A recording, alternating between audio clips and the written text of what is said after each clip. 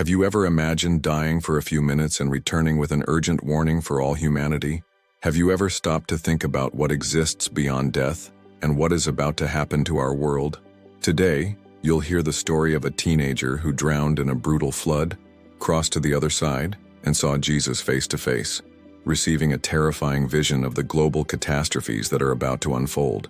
Prepare to hear shocking details, images he should never have seen, and the final message that will chill you to the core.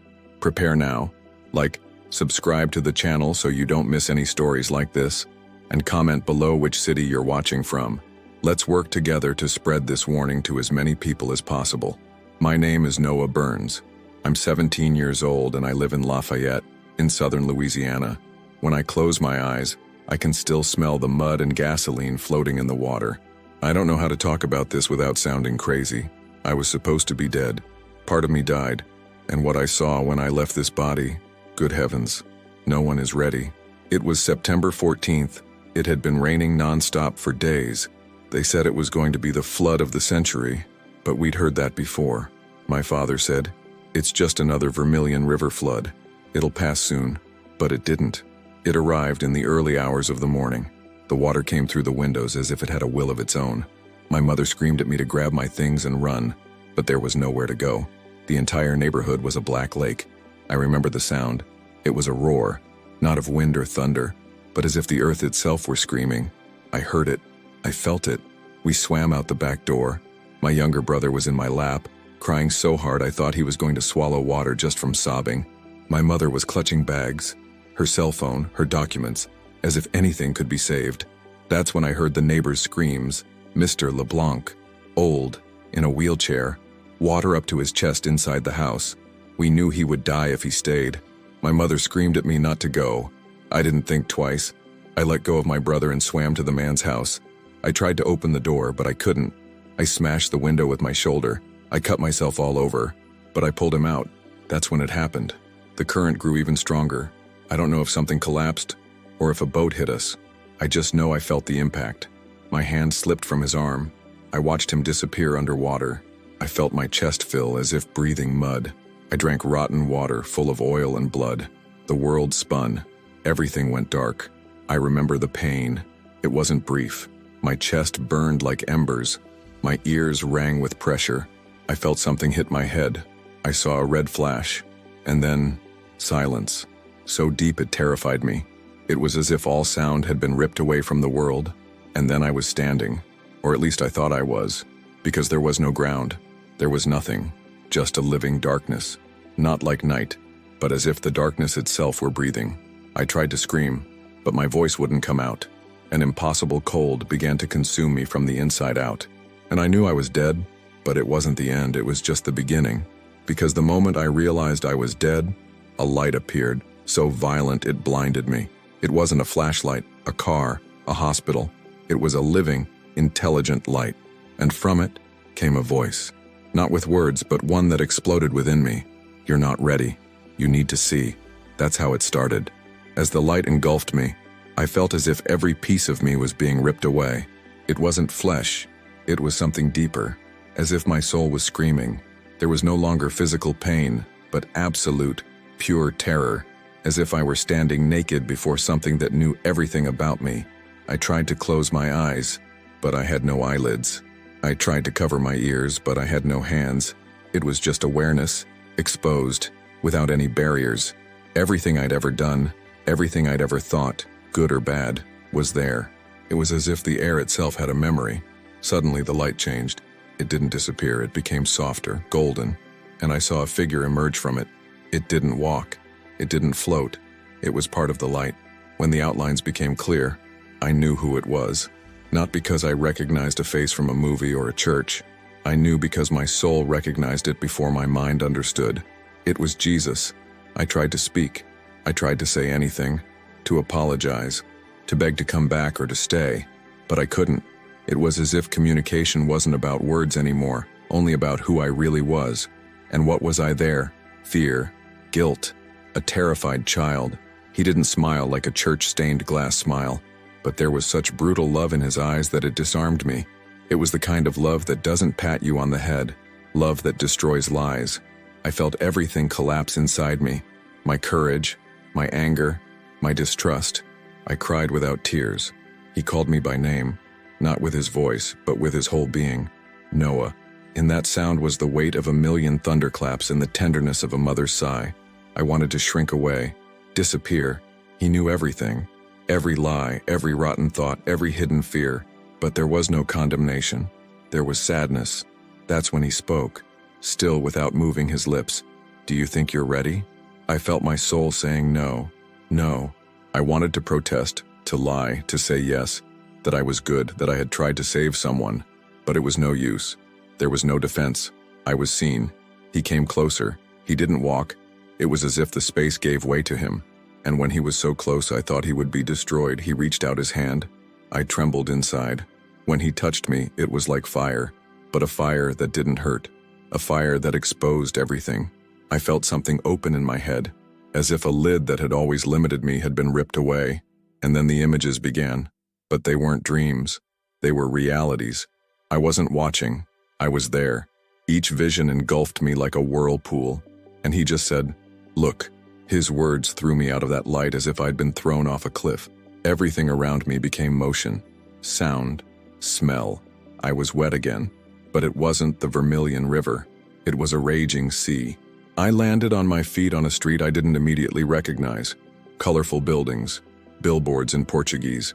It took me a second to realize. It was Rio de Janeiro, but not the Rio of postcards. The sky was black, as if the firmament itself had caught fire and then turned to coal. I felt the wind push me back.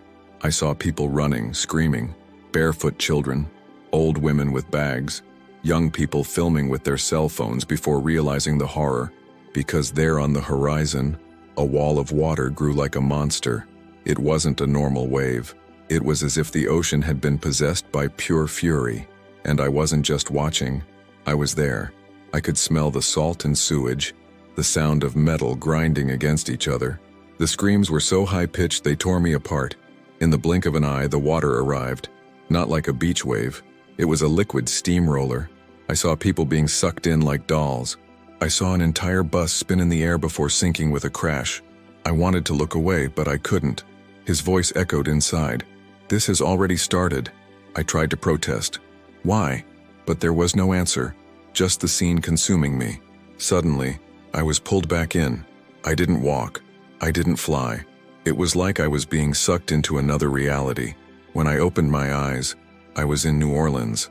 I recognized the colorful houses, the French Quarter, but it was hell. Water up to the rooftops, people on styrofoam boxes, children floating lifeless, helicopters circling overhead, but unable to save everyone. I smelled gasoline leaking into the rivers forming in the streets. I saw alligators swimming among bodies. I heard a baby crying until it no longer had the strength to make a sound. The earth wasn't just flooded. It was being punished. But not out of revenge. It was something sadder. It was as if the planet was crying for us. I fell to my knees right there, even though I didn't have a real body. I felt an impossible weight. And his voice said, "The earth gives back what it receives." I began to sob. My soul wanted to disappear. I didn't want to see anymore. But he wouldn't let me. "You have to see everything." And I was pulled in again. When the water disappeared, I expected darkness. A relief. But I was spit into another scene. It was so real that I felt the heat on my face before I even saw it. Paris. But not the Paris of the movies, of the tourists taking selfies at the tower.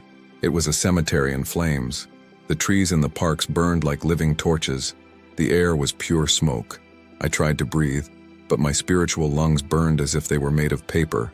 I saw people passed out on the sidewalks, hospitals without power, sirens wailed nonstop, but no one came to help. And the sky, God, the sky, was as red as congealed blood. I heard children calling for their mothers in French. A firefighter cried, leaning helplessly against the truck. The flames engulfed old buildings as if laughing at history.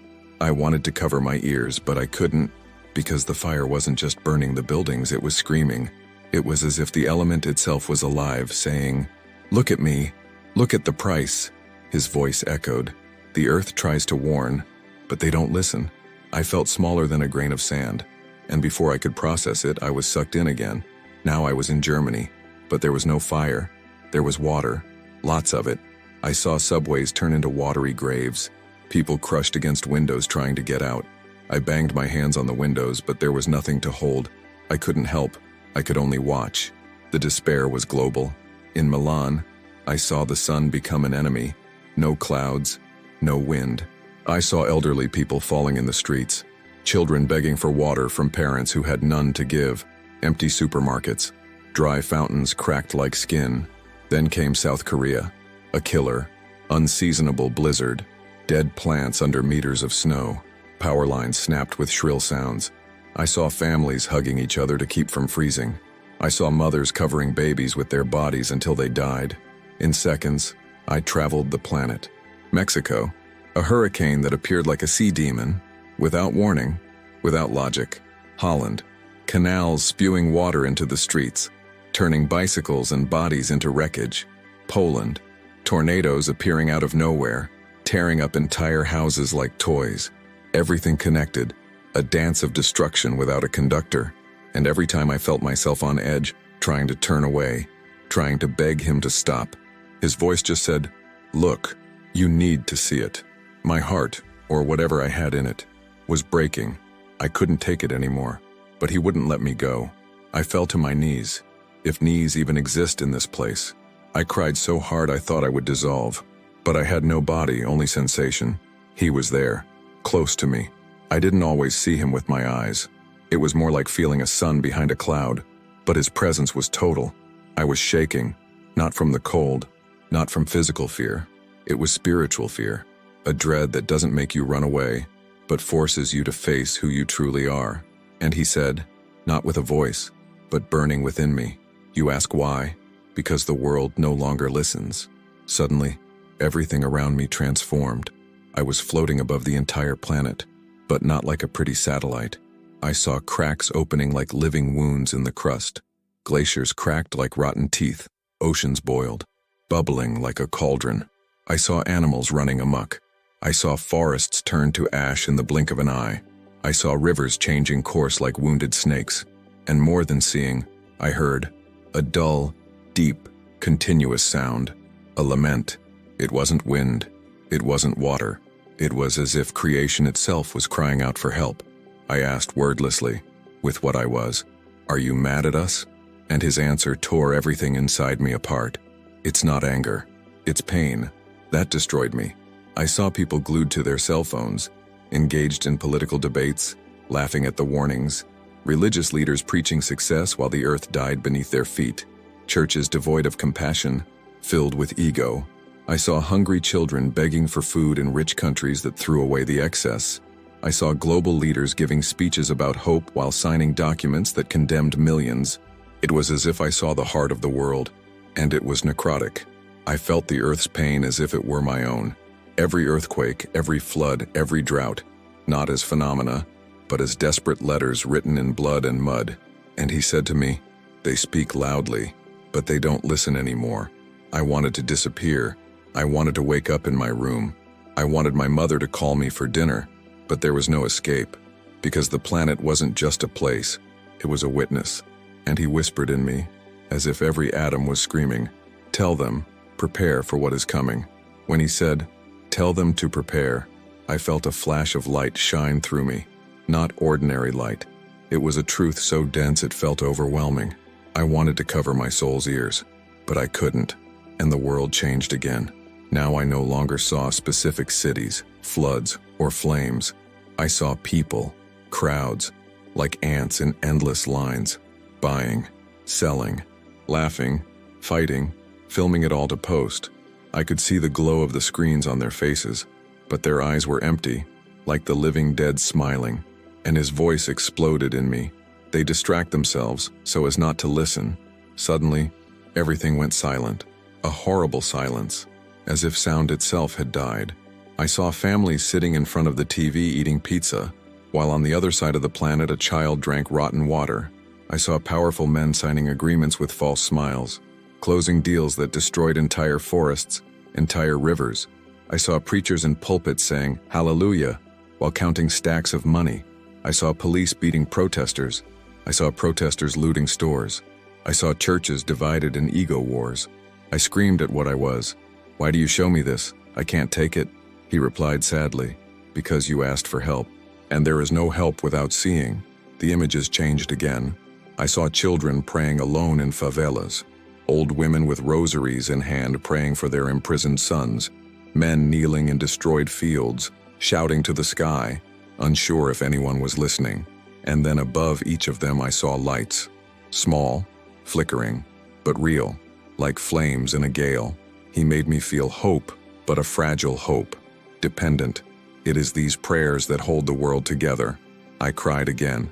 I cried like never before, not for myself, but because I understood that even with all the hate, all the greed, there was still love, but it was like a cracked dam about to give way, and his voice became hard, without hate, but with a weight that crushed me. When these lights go out, nothing will stop them. I knew what he meant. I didn't need to ask. It was a warning, an ultimatum, an invitation, and a conviction.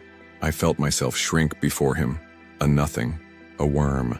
But he wasn't crushing me out of cruelty. It was like a surgeon opening a wound I denied. He showed me the planet from above once more. I saw dark clouds swirling like hungry demons over oceans. Lightning silently tore through the sky, and in the center a red pulse, like an inflamed heart about to burst. I asked with my being, "Can it be avoided?" And his answer wasn't a yes or a no. It was an echo. Repentance opens doors. Listening transforms destinies. It seemed so simple, but I saw how difficult it was, because what I saw next was worse than floods or flames. It was indifference. I saw a man look away from a beggar on the subway. I saw a mother yelling at her son because she was too tired to love. I saw a religious leader laughing at those who asked for help. I saw crowds using tragedies as memes, chasing likes with the misery of others. And I felt, more than I understood, that it was killing the world faster than fire or water. The silence was heavy. A courtroom. I was naked in it. And then, something changed. I saw a dark room, a girl kneeling beside a bed. Her hands were tiny, her eyes closed. She said, "Jesus, don't let the world end. Please help my mommy." The flame above her was so bright it blinded me. He whispered to me, "It is because of these voices that the world still exists." I cried like a baby, but it wasn't liberating. It was crushing, because I understood what he was demanding of me. "You'll remember, you'll feel it when you get back." I didn't want to. I begged without a mouth, "Let me stay here, I don't want to go back." But his presence grew stronger, not cruel, immense. "That's exactly why you're coming back." The ground, if there even was a ground, vanished. I was swallowed by a whirlwind of light and shadow. I saw all the visions whizzing past. Children crying, mothers praying, buildings sinking, forests burning. And in the midst of this hurricane, his voice sounded like the final sound of the universe. "Tell them, get ready." It was like a sentence and a mission. The hurricane of images threw me away. I lost all sense of form. I was no longer a boy. I was just an open eye forced to see what no one wanted to see. I saw the entire planet at once, not as a pretty globe, but as a diseased body, bleeding lava veins, open mining wounds like ulcers, rivers like polluted arteries, swollen with poison. I felt his pulse falter, as if the earth had a fever and was beginning to rave. I saw storms appear out of nowhere, growing like beasts. Hurricanes double in size in hours. Oceans invade cities like merciless armies. I saw ancient ice crumbling in a silent thunder, hungry bears, birds with nowhere to fly. And his voice seeped into every image. They think they dominate, but they are living in a living body. I saw tectonic plates writhing as if in pain, volcanoes exploding like bloody sneezes. I saw people praying for rain on land cracked like dry leather. Others begged for the rain to stop before it swallowed their homes. I heard the deep, eternal sound. That wail, louder now, almost unbearable, like the howl of a dying animal. And amidst this symphony of agony, I perceived points of light, fragile, flickering like candles in a hurricane. He forced me to look closely. I saw a woman in a field hospital, kneeling in the blood of the wounded, saying, "Lord, have mercy." A boy alone in a room saying, "Jesus, if you exist, talk to me." A rich man leaving everything to feed strangers. These lights were so small, But when he made me truly feel them, I saw that they held up the whole world. Without them, the planet's lament would become a death cry with no return. I screamed, throatless, "But it's not enough. It's going to go out." And he responded with a force that split universes. "That's why you're going to speak, so they don't fade away." I felt like disappearing, like I'd never existed, but there was no escape. I had seen, I had felt, and he engraved it on me, like a fire burning without consuming. "Tell them, get ready, because what's coming won't wait." In that instant, the world around me turned to pure light, a white explosion that didn't burn me, but undid me, and I knew it was time to go back. The light wasn't just clarity, it was naked truth. There was nowhere to run. I felt so small I thought I would cease to exist. Everything hurt, but not as a body. It was a pain of realization, of knowing, of having seen. I felt like I was being pulled back, like a hook was stuck in my spiritual chest. I fought. I begged. "Please don't make me go back. I can't." His response wasn't angry, but there was no negotiation. "That's exactly why you're going." I felt a tightness in my chest that made me sob at what I was. I protested deep down. "I am nobody, I don't know how." His voice was like thunder that does not destroy but reorganizes. "You won't convince, you'll warn." Images exploded around me, quick as lightning.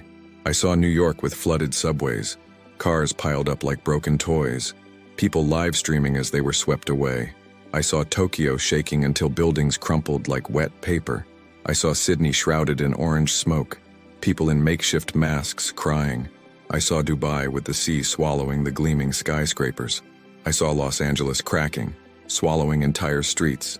Each scene came with a punch of smell, sound, texture. I didn't just see it. I was there. The sound of the planet's lament rose deafeningly.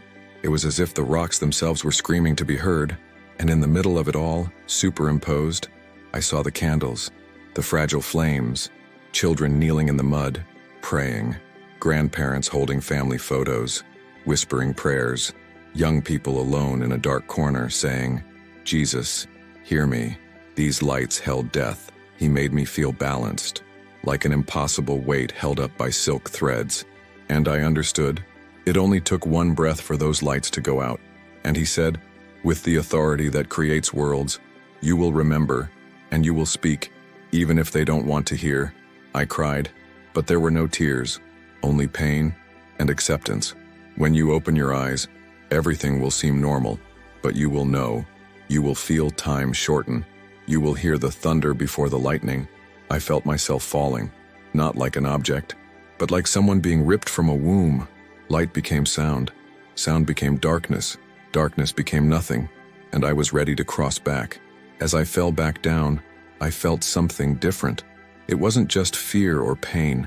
It was a sense of purpose burning within me like a live coal.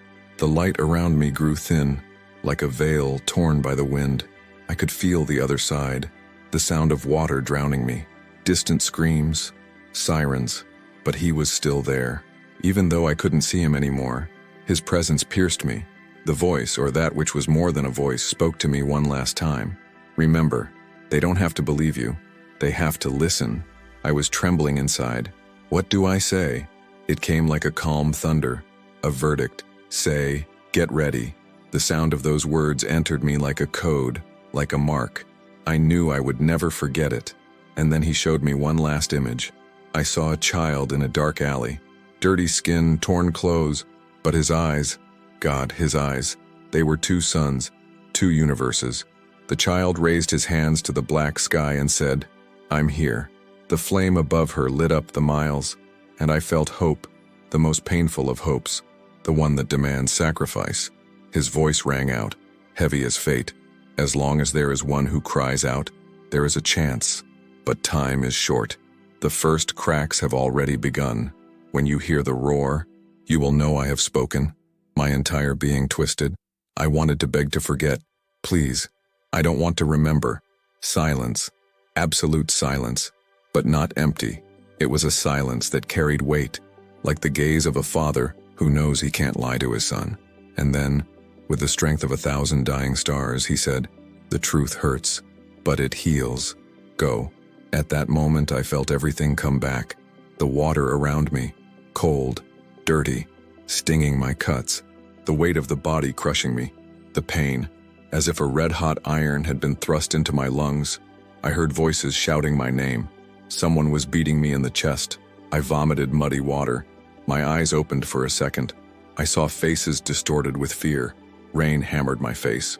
But before I could black out again, the phrase burned into me like a scar. Prepare yourselves for what is coming. And I knew I would never be the same again. If you enjoyed this beautiful spiritual testimony, please leave a like, comment, share your impressions, subscribe to the channel, and don't forget to turn on the notification bell to watch each new video and help us spread this message to a greater number of people. Until next time.